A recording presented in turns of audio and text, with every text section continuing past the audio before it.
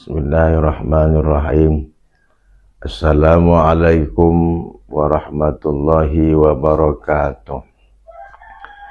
Alhamdulillahi rabbil alamin.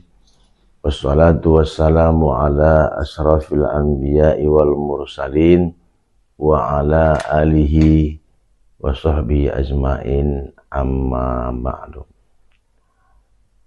Yang terhormat Bapak Kepala Kantor Kementerian Agama Labuan Batu Utara, yang terhormat Bapak PLT Kasibimas Kemenak Kementerian Agama Labuan Batu Utara, yang terhormat kaum muslimin, muslimat, suimin dan suimat dimanapun yang bisa menjangkau suara ini. Bersyukur kita kepada Allah Subhanahu wa Ta'ala atas banyaknya limpahan rahmat dan karunia-Nya kepada kita bersama, sehingga dengan nikmat itu sesuai janji Allah Subhanahu wa Ta'ala bahwa salah satunya yang pasti Allah balas, yang pasti Allah berikan adalah orang yang bersyukur. Salawat dan salam tercurah ke hari junjungan kita Nabi besar Muhammad SAW. Kita berharap syafaat yang kita harapkan di hari kemudian nanti. Amin amin ya rabbal alamin. Hadirin jamaah pendengar dimanapun berada, pada hari kedua Ramadan ini, kajian Ramadan kita mengambil tema, mengambil judul keistimewaan Al-Baqarah ayat 183. Ada banyak keistimewaan Ramadan itu. Akan kita uraikan satu persatu. Yang pertama, keistimewaan Ramadan itu adalah diturunkannya Al-Quran atau Syahrul Quran. Dengan tegas Allah katakan, kata Allah, Syahrul Ramadan allazi unzila fihil Quran hudal linnas wa bayyinat ya hudal furqan. Kami turunkan Al-Quran itu sebagai pedoman petunjuk bagi manusia. Al-Quran Allah turunkan di bulan Ramadan. Ini secara tersirat, secara tidak langsung menjelaskan kepada kita bahwa Ramadan itu bulan berkah. Ternyata dalam beberapa analisa sejarah, tidak hanya Al-Quran yang diturunkan di bulan Ramadan, termasuk kitab Taurat, kitab Jabur, kitab Injil. Kalau kita bicara tentang Al-Quran, betapa besarnya keberkahan yang Allah berikan bagi orang yang membaca Al-Quran, menghafal Al-Quran, dan istimewa lagi mengamalkan Al-Quran. Itu juga sebabnya sejak awal Ramadan, satu hari Ramadan sampai, kalau kita perhatikan, ribuan jutaan orang yang ikut tadarus, menambah berkahnya, menambah suasana Ramadan itu semakin semangat. Maka tidak heran kalau orang berpuasa Ramadan jauh lebih meriah ketimbang puasa juga dia di luar Ramadan. Terkadang semangatnya Ramadan itu dia ke masjid, Quran habis, ke mushola, Quran habis, terpaksa di rumah dia baca Quran. Kalau kita melihat sejarah para ulama-ulama terdahulu, para orang-orang soleh, Imam Syafi'i misalnya, terkadang beliau satu hari khatam 5 juz, khatam 10 juz. Kita juga khatam, tapi khatamnya agak beda. Saya pernah cerita sama tetangga, kata tetangga saya bilang, kalau yang dahulu itu baca Quran ada yang 1 juz satu hari, ada 10 juz, 5 juz satu hari. Dia belum bilang, saya pun Ustaz dapat juga 3 juz, cuma juz pokat, juz limon, juz jeruk. Saya bilang, kalau begitu saya pun lebih dari itu lagi, juz apa, juz 5 kan itu. Hari ini kita melihat banyaknya saudara-saudara kita kaum muslimin dan muslimat masih belum bisa membaca Al-Quran. Mudah-mudahan dengan berkah Ramadan mereka bertadarus, terbuka pikiran mereka untuk membaca Al-Quran. Secara bahasa, sebenarnya tadarus itu artinya adalah belajar. Ada yang membaca, ada yang menelaah. Ini kejadian yang saya ceritakan. Di satu kampung, kebetulan mulai malam 13, 14, 15 terjadilah hujan lebat. Kemudian mati lampu. Datang uak-uak BKM.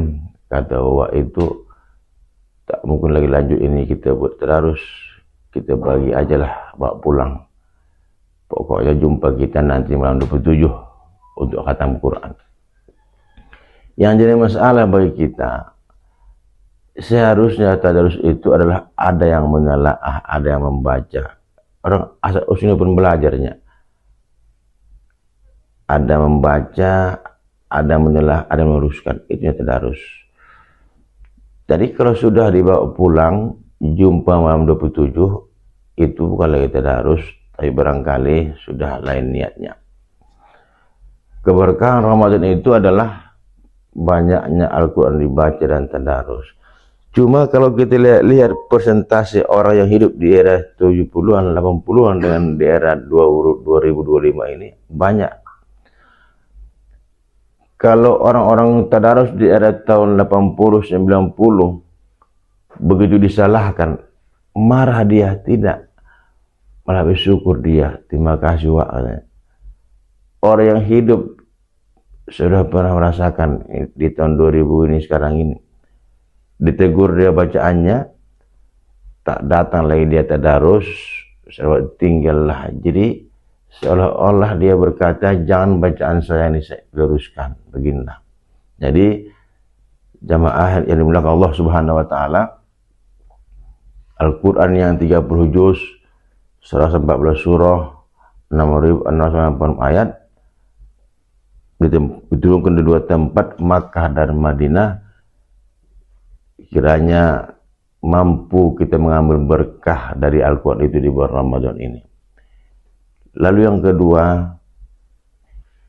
keistimewaan Ramadan itu adalah Allah turunkan ampunan atau maghfirah. Man shoma Ramadana imanan wa ihtisaban ghufira lahu ma taqaddama min dzambi.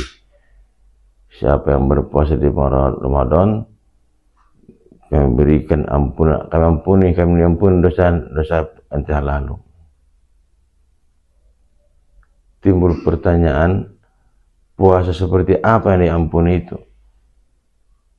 Kalau kita baca hadis dan para riwayat, sebenarnya sejak awal Ramadan itu sudah ratusan puluhan orang Allah berikan ampunan. Ampunan untuk orang yang melaksanakan ibadah puasa untuk Ramadan. Maka bagi kita adalah tentunya untuk mencapai ampunan yang akan kita terima di bulan puasa ini, pertama berangkat kita dari niat kita puasa. Puasa yang dikerjakan dengan baik, dengan niat ketulusan, kemudian kita sholat tarawih, kemudian kita tadarus, lalu kemudian kita berusaha menjadi orang yang terbaik dari sebelum-sebelumnya. Sehingga puasa kita ini menjadi puasa yang lebih baik dari tahun-tahun sebelumnya. Makanya jemaah yang dirahmati Allah Subhanahu wa taala, ada jemaah bertanya kepada saya, Ustadz, bagaimana caranya atau apalah Ustadz tipsnya supaya kita tahan puasa? Saya bilang ada 3 tips. Mudah-mudahan ini bisa kita amalkan. Yang pertama, supaya tahan puasa itu saya bilang pasang niat. Apa niatnya? Nawaitu shoma ghadin an adai farisai Ramadan haji sanatillahi ta'ala. Kapan dipasang ini? Dipasang pada saat salat tarawih dan pada saat makan sahur. Imam Syafi'i mengatakan, kalau tidak dipasang ini niat mulai malam pertama sampai malam terakhir, puasa tidak sah. Imam Maliki lain pula, yang penting malam pertama saja, tak penting mau terakhir. Maka yang berarti kuncinya niat. Yang kedua, supaya kita puasa tahan itu, kita harus punya pikiran, ya Allah, semoga inilah puasa yang terakhir bagi saya, supaya muncul semangat gairah ibadah itu, supaya muncul rasa ibadah itu, rasa kita, kewaspadaan kita, hati-hatian kita. Lalu yang ketiga, bagaimana supaya ibadah kita lebih baik dari sebelumnya adalah kita pikirkan, Bapak Ibu, kalau sekarang kita puasa barangkali banyak orang, tapi kalau tak puasa kita nanti kita mengqadha, tentu akan banyak orang di situ, banyak orang yang akan mendengarkannya.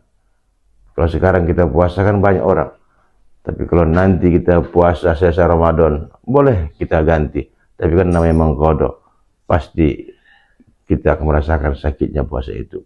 Kalau sekarang sama-sama sakit, sama-sama susah sakitnya puasa itu. Saya kira itulah yang dapat sampaikan.